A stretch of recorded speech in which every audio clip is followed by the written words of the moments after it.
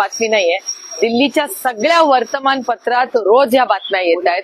दिल्लीतून अनेक खासदार असतील किंवा अनेक विचारवंत जे दिल्लीत राहतात असतील किंवा मीडिया असेल, यांचे आम्हाला फोन येतात की भैया ये स्टोरी क्या आहे. त्यामुळे अर्थातच ही आता फक्त महाराष्ट्रापुरतं सीमित राहिलेली नाही. देशामध्ये अस्वस्थता झालेली आहे की नक्की महाराष्ट्रात चाललंय काय. आणि ह्या केसबद्दल, या हत्येबद्दल दिल्लीमध्येही प्रचंड चर्चा सुरू झालेली आहे. आणि त्याच्यामुळे महाराष्ट्राच्या सरकारने ऑफिशियली येऊन एक ऑफिशियल पारदर्शक खरं स्टेटमेंट महाराष्ट्राला देण्याची गरज आहे. या सगळ्या प्रकरणानंतर पालकमंत्री पदाबाबतची चर्चा, तर त्यांनी काय फरक पडेल असं वाटतं? अजितदादांनी ते स्वीकारावं बीडचं पालकमंत्री पद असं म्हटलं. तुम्हाला खरं सांगू, म्हणजे निवडून आल्यानंतर सरकार बसलं, सरकारची जबाबदारी. मी पालकमंत्र्यांची एवढी चर्चा आयुष्यात पहिल्यांदाच इतक्या पाहिलेली आहे. मी अनेक वर्ष सत्तेच्या जवळ राहिलेले आहे. आदरणीय पवार साहेब महाराष्ट्राच्या मायबाप जनतेमुळे गेले 6 दशक राजकारणात आणि समाजकारणात आहे. ते 1 नाही 4 वेळा मुख्यमंत्री राज्याचे होऊन गेले. केंद्रात अनेक वर्ष मंत्री राहिले. पण पालकमंत्र्याबद्दलची एवढी चर्चा मी खरंच कधी ऐकलेली नाही. त्यामुळे मलाही आश्चर्य वाटतंय की हे पालकमंत्री असणं हे एवढं, म्हणजे कॅबिनेट मंत्र्याच्या वरती कॅबिनेट पालकमंत्री पद झालंय अशी परिस्थिती झाली. म्हणजे हे आयलंड्स, म्हणजे छोटे छोटे असे एरियाज ब्लॉक करून चालवणार आहे काय राज्य. हे राज्याच्या हिताचं नाही. मी खूप टीका म्हणून सांगत नाही, मी त्या सरकारमध्ये असते तरी माझं तेच मत असतं की काही गोष्टी सॅक्रोसॅन्ट असल्या पाहिजेत, त्या राजकारणाच्या बाहेर जाऊन असल्या पाहिजे. आणि ऍडमिनिस्ट्रेशन, महाराष्ट्राची ओळख ही ऍडमिनिस्ट्रेशन बद्दल, म्हणजे उत्तम प्रशासक म्हणून आपली ओळख जर महाराष्ट्रात असेल, देशात असेल, तर मग हे पालकमंत्री पद, त्याची रच्ची खेच, आणि हे शब्द माझे नाही आहेत, हे तुमच्या चॅनलवर मी ऐकते. त्याच्यामुळे मला आश्चर्य वाटतं एवढा मोठा मॅन्डेट मिळाल्यावर सगळे कामाला लागतील आणि महाराष्ट्रात काहीतरी चांगलं. कारण का लोकांनी एवढा विश्वास या सरकारवर दाखवलाय. सरकार स्थापनेला उशीर, त्याच्यानंतर मंत्री पद, मंत्र्यांचे ऑफिसेस किंवा म्हणजे मंत्र्यांनी जाऊन चार्ज पण घेतला नाहीये 100%, कॅबिनेटला 100% हजेरी नाही. आणि त्याच्यानंतर पालकमंत्री पदावर पालकमंत्री, पालकचा अर्थ काय?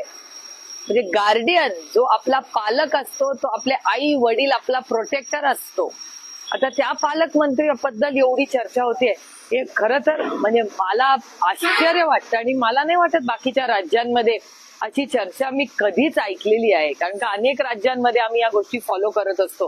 पण पालकमंत्र्याबद्दल एवढं, आणि पालकमंत्री असेल जबाबदारी द्या आणि कामाला लागा, त्याच्यावर एवढी चर्चा का? म्हणजे मला वाटतं डिपार्टमेंटवर एवढी चर्चा झाली नसेल तेवढी पालकमंत्र्यांमध्ये होती. शहरांमध्ये ना ज्या अपात्र बहिणी कशी बदलले जात आहेत, मी हे मागच्या वर्षीही बोलले होते आणि मी कालही हे बोललेले मीडियाशी बोलताना की हे अपेक्षितच होतं. मागच्या वर्षी माझ्यावर तेव्हा कोणालाच विश्वास नव्हता. मी मागच्या वर्षी हे सातत्याने प्रत्येक भाषणात बोलत होते आणि एक खूप गांभीर्याने, म्हणजे माझी तुम्हाला विनंती आहे की आता सरकार त्यांचं आलंय, एवढा मोठा मॅन्डेट त्यांना मिळालेला आहे, त्यामुळे प्रत्येक गोष्टीत मला काही त्यांच्याबद्दल तू मेमे करत बसायचं नाहीये. पण on a very serious note, आणि माझ्या अपेक्षा देवेंद्र फडणवीसांकडून आहेत. कारण का मी त्यांना खूप गांभीर्याने आणि एक सिरियस राजकारणी आणि एक ऍडमिनिस्ट्रेटर म्हणून त्यांच्याकडून अपेक्षेने बघते. आणि आज ते एका अतिशय महत्वाच्या पदावर बसलेत, जिथे कैलासवासी यशवंतराव चव्हाण बसलेले आहेत, दादा बसलेले आहेत. त्याच्यामुळे एवढं मोठं नेतृत्व घेतलं, त्या जागेवर आज देवेंद्रजी बसलेले आहेत.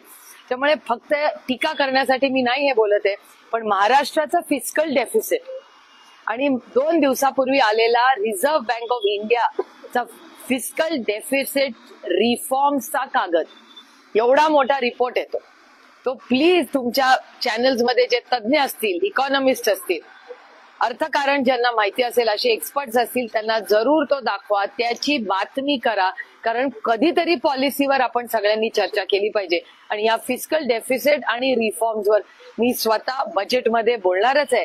पण राज्य आणि केंद्रचं नातं आणि पुढचं येणारं महाराष्ट्राचं बजेट हे खूप गांभीर्याने घ्यावं लागणार आहे. कारण का इकॉनॉमीमध्ये स्लोडाऊन झालेला आहे. मी म्हणत नाही, केंद्र सरकार देशाचा आणि जगाचा डेटा सांगतोय. आणि आजच माझ्याकडे एक स्लाइड आली आहे ज्याच्यात बेरोजगारी ही या देशात वाढलेली आहे असा हा डेटा सांगतो. तो मी तुमच्यावर शेअर करीन, मी ट्विटही केला असेल आतापर्यंत. त्यामुळे अतिशय बंद होईल का नाही मला माहिती नाही, पण म्हणजे तो निर्णय सरकारचा असेल.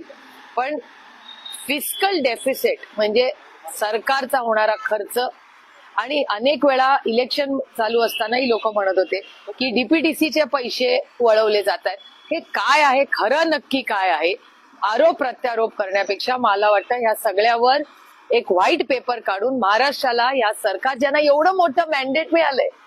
पण नाही सरकार ज्यावेळेस गव्हर्नमेंट म्हणजे इलेक्शन्स होते ना, सरसकट सगळे फॉर्म स्वीकारले गेले, सगळ्यांना ते अवेलेबल करण्यात आले, पण आता निकष का बदलले जात आहेत? कारण सरकार त्यांचंच आहे, आधी पण त्यांनीच याचं उत्तर तुम्हाला सरकारला विचारायला लागेल आणि सरकारला उत्तर द्यावं लागेल. कारण का एवढा बजाव फसवणूक आहे असं वाटतंय का? कारण आताच तुमच्या प्रश्नाचंच माझं उत्तर आहे. पण मला असं वाटतं की हे सरकारनी याचा पूर्ण डेटा, काय धोरण करणार आहे हे पॉलिसी लेव्हलला म्हणजे सांगितलंच पाहिजे ना मायबाप जनतेला.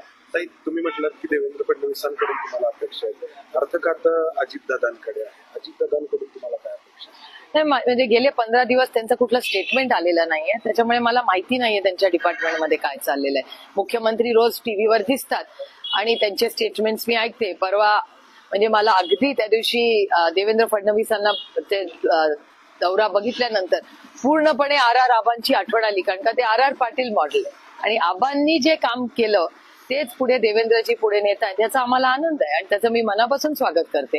आणि त्याच्यामुळे ऍक्शन मोडमध्ये आज सरकारमध्ये, काल मला आनंद वाटला की काल संध्याकाळी शिंदे साहेबही टीव्हीवर दिसले, त्यांनी काही निर्णय घेतलेत असं तुमच्या बातम्यांमध्ये आज सकाळच्या वर्तमानपत्रातही आलेलं आहे. त्याच्यामुळे हे सोडून दुसरं कोणीच मला दिसत नाहीये कुठे. त्याच्यामुळे नक्की सरकारमध्ये कोण काय काम करतंय याची काही क्लॅरिटी येत नाही. आणि जीएसटी काउन्सिलच्या मीटिंगला पुन्हा एकदा म्हणजे हा विषय माझ्यासाठी फार गंभीर आहे. लोक खूप कदाचित ते लाईटली घेत असतील, मला माहिती नाही, पण जीएसटी काउन्सिलच्या मीटिंगलाही महाराष्ट्राच्या सरकारने कोण गेलं, काय मुद्दे सरकारने मांडले हे आम्हाला कळलेलं नाही. आणि मी हे टीका म्हणून म्हणत नाही, मी पुन्हा सांगते की काही गोष्टी अशा आहेत ज्या खूप गांभीर्याने या देशाचं राज्याचं बजेट, आता 1 तारखेला देशाचं बजेट येणार आहे. आमच्या राज्यातल्या आम्ही काय दिल्लीला तुम्ही आम्हाला निवडून पाठवता महाराष्ट्राचे प्रश्न मांडण्यासाठी, आणि महाराष्ट्राचे प्रश्न मांडायच्या आधी आम्हाला तुम्ही नॉर्मली प्रथा अशी आहे की मुख्यमंत्री बोलवतात, जे मला म्हणजे अपेक्षा आहे की यावेळी देवेंद्रजी पार्लमेंट सुरू व्हायच्या आधी आम्हाला बोलवतील. आम्हाला ब्रीफिंग केलं जातं सगळ्याच खासदारांना, सगळ्याच पक्षाच्या, की आम्ही एक राज्य म्हणून लॉबिंग हा वाईट शब्द नाही, काही वेळा चांगल्या गोष्टीसाठी लोक लॉबिंग करतात. तर सगळ्या 48 खासदारांनी मिळून महाराष्ट्राचे काही प्रश्न राजकारण बाजूला ठेवून मांडले पाहिजेत. तसे जीएसटीचे इश्यूज असतील ना राज्याचे जे पेंडिंग आहेत केंद्र सरकारचे, तर महाराष्ट्राची काय लाईन आहे जीएसटी काउन्सिलमध्ये आम्हाला नाही माहिती. रेल्वेसाठी आम्ही एकत्र असतो नेहमी सगळे. रेल्वे डिपार्टमेंटला अश्विनी वैष्णवजींना भेटायला अनेक वेळा महाराष्ट्रातले आम्ही सगळे खासदार एकत्र जातो. अनेक वेळा नॅशनल हायवेचे इश्यूज असतात, त्याला गडकरी साहेबांना आम्ही भेटायला सगळे एकत्र जातो.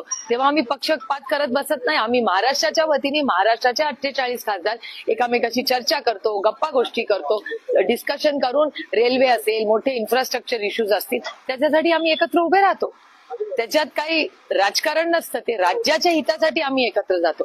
तसेच फायनान्सचे काही इश्यूज असतात. अनेक वेळा चर्चा होते की जीएसटीचे पैसे आले नाहीत किंवा जीएसटी मध्ये बदल झाले पाहिजेत. हे झालेच पाहिजेत ना, मागण्या राज्यांनी केल्या पाहिजेत, पण त्या काय मागण्या आहेत ह्या आता आम्हाला कळल्या पाहिजे. बीडचा जो विषय आहे तर पोलीस आणि सीआयडीचं पथक तपास करतात, पण युतीच्या ज्या प्रदेशाध्यक्ष आहेत अजित पवारांच्या पक्षाच्या संध्या सोनवणे यांची चौकशी झाली होती आणि पक्षीय पातळीवरती देखील हा तपास या प्रकरणामुळे जाताना दिसला. मला खरंच याची माहिती नाही. मला जे काय वर्तमानपत्रात येतं किंवा टीव्हीवर दिसतं त्याच्यावरूनच माहिती येते. पण माझी एवढीच अपेक्षा आहे की बीड आणि परभणी या दोन्ही केसेसची राजकारण बाजूला ठेवून, आणि मी कालही हेच बोलले की मला एका गोष्टीचा समाधान आहे की महाराष्ट्रातला संपूर्ण मीडिया आणि आता देशाचाही मीडिया गेले 26 दिवस सातत्याने प्रश्न विचारतो आणि हे माणुसकीच्या नात्याने कधीतरी माणुसकी दाखवा, संवेदनशीलपणा हा एवढा मोठा मॅन्डेट आल्यावर दाखवणं आणि पारदर्शक कारभार करणं एवढीच अपेक्षा आहे ना या मायबाप जनतेची आणि आमच्याच सगळ्यांची. त्यासाठीच धनंजय मुंडेंचा राजीनामा घेण्यात यावा अशी मागणी होती. नाही, मी सुरेश दासांचंही स्टेटमेंट काल बघितलं, बाप्पांचं स्टेटमेंट बघितलं मी, आणि अनेक लोकांची स्टेटमेंट्स अशी येत आहेत. मला वाटतं संवेदनशीलपणा आणि जबाबदारी, सत्ता ही काय फक्त मिरवायची गोष्ट नसते, सत्ता ही एक सेवा आहे. लोकांच्या आयुष्यात, मायबाप जनतेच्या आयुष्यात एक चांगला बदल घडवण्याची ती संधी आहे. आणि एवढी जर कॉन्ट्रोवर्सी चालली असेल, स्थानिक मीडियावरच्या लोकांची काही मागणी असेल, तर जो योग्य आणि संवेदनशील निर्णय असेल तो महाराष्ट्राच्या माननीय मुख्यमंत्री आणि त्यांच्या मित्रपक्षांनी घ्यावा. मात्र या प्रकरणामध्ये जे वाल्मिक कराडांवरचे आरोप होत आहेत त्यांचे फोटो नेत्यांसोबतचे सातत्याने दिवसेंदिवस ट्विट केले जातात. मग ते शरद पवार साहेबांचा फोटो माझ्या बरोबर म्हणायला हा म्हणजे पण आज अमोल मिटकरींनी त्यांचा बजरंग सोनवणे सोबतचा फोटो ट्विट केला आणि ते म्हणतात की काय चाललंय नक्की काय कळायला मार्ग नाही. आमचे जुने फोटो आहेतच ना, एका पक्षातच होतो आणि आम्ही कधी डिनाय केले. म्हणजे माझा तर आमच्या घरातला बाहेरच्या बाल्कनीतला फोटो आहे जो मला लक्षातही नाही, पण तो आलाय, आलाय. एकाच पक्षात आम्ही काम करत होतो. कदाचित धनंजय मुंडे जेव्हा त्यांच्या वाढदिवसासाठी गोविंद बागेत आले असतील, कदाचित वाल्मिक कराड त्यांच्यावर आले असतील आणि हे फोटो आहे. आम्ही कधीच डिनाय केलेला नाहीये ते. आणि डिनाय करण्यासारखं काय आहे त्याच्यात? आम्हाला कसली चोरी आहे? आम्ही कधीच म्हणलं नाही आमचे त्यांचे संबंध नव्हते. आमचे संबंध होते तेव्हा एका पक्षात होतो, एकत्र काम करत होतो, त्याच्यात गैर काय? व्याघ्र प्रकल्पाचा एक विषय आहे. उमरेड कराडला ना F2 जे छावे किल्ले आहेत खरंतर वाघाचे, त्यांना तिथल्या स्थानिकांनी घेरून त्यांना त्रास देण्याचा प्रयत्न केलाय, पण वन विभागाकडून कुठली ऍक्शन घेतली नाहीये. तिथून याआधी पण 2 ते 3 व्हिडिओ अशाच प्रकारचे व्हायरल झाले. सरकारने याकडे पण गंभीरपणे बघितलं पाहिजे. नाही, काल मीही तो व्हिडिओ पाहिलेला आहे आणि कालच माझं फॉरेस्ट डिपार्टमेंटशीही बोलणं झालेलं आहे. काय झालंय की उमरेड असेल, ताडोबा असेल, देशामध्ये सगळीकडेच आजकाल टायगर सायटिंग मध्ये खूप जास्त लोक उत्साही झालेले आहेत आणि it's a form of tourism. त्याचे काही जे नियम कायदे आहेत ते फॉरेस्ट डिपार्टमेंटनी पाळावे एवढीच माफक अपेक्षा. कधी कधी काय होतं, लोक एक्साइट होतात, लहान मुलं असतात त्याच्यामुळे उत्सुकता मुलांमुळे पालकांमध्ये असते. पण सेफ्टी फर्स्ट, कारण का शेवटी ते वाईल्ड जंगल आहे, त्याच्यामुळे सेफ्टी, सुरक्षितता ही महत्वाची आहे. आणि ते नियम कायदे, जो डिस्टन्स ठेवणं असेल किंवा अशांत बसणं असेल, कारण का मी गेले 20-25 वर्ष दरवर्षी ताडोबाला जाते, कारण का मी एक ऍव्हिड फॉरेस्ट लव्हर आहे, त्याच्यामुळे जंगल प्रेमी मी आहेच. आणि मी दरवर्षी ताडोबाला, चंद्रपूरला किंवा या सगळ्या भागांमध्ये जाते. त्यामुळे ह्या ज्या गोष्टी असतात ते टुरिझमला ते थोडंसं वेगळं डिसिप्लिन हे जंगलात सगळ्यांनाच ठेवावं लागतं, कारण का शेवटी तो रस्टिक आहे, अटॅकही होऊ शकतात. त्यामुळे गांभीर्याने आणि नियम कायद्याने व्हावं एवढीच माफक अपेक्षा. प्रकरणात पोलीस यंत्रणा सीआयडी यंत्रणेवर दबाव असल्याचं खरं बोललं जाते. असं सगळ्या यंत्रणा, या तपास यंत्रणामध्ये पण त्यांना अडचणी येतात. आमची अपेक्षा आहे की महाराष्ट्राच्या मुख्यमंत्र्यांनी पारदर्शकपणे राज्याला बीड आणि परभणी या दोन्ही घटनेमध्ये न्याय दिला पाहिजे. एवढं मोठं मॅन्डेट त्यांना मिळालं. एवढं मोठं मॅन्डेट दिल्यावर लोकांनी जेव्हा एवढा तुमच्यावर विश्वास दाखवलेला आहे, एवढं तर तुम्ही सत्य राज्याला देऊ शकतात. हे संवेदनशीलपणा या सरकारने दाखवावा. आणि काही नाही तर त्या मुलीचे अश्रू, तुमच्या सगळ्या चॅनलवर प्रचंड अस्वस्थ करणारे ते त्या मुलीचे अश्रू आहेत. त्या मला असं वाटतं आपण सगळ्यांनी मिळून राजकारण कधीतरी बाजूला ठेवून माणुसकीच्या नात्याने आपण सगळ्यांनी काम केलं पाहिजे. आणि दोन्ही परभणी आणि बीड या दोन्ही कुटुंबाला न्याय द्यायची नैतिक जबाबदारी ही आपल्या सगळ्यांची असते. क्या आपका एनजीओ है और काम करने के लिए डोनेशन चाहिए, लेकिन 1280G सर्टिफिकेट नहीं होने की वजह से डोनेशन नहीं मिल पा रहा है, तो आप RTI SK के एजेंसी से संपर्क करें. RTI SK के एजेंसी से संपर्क करके 1280G सर्टिफिकेट बनवा सकते हैं. उठाए फोन और लगाएं कॉल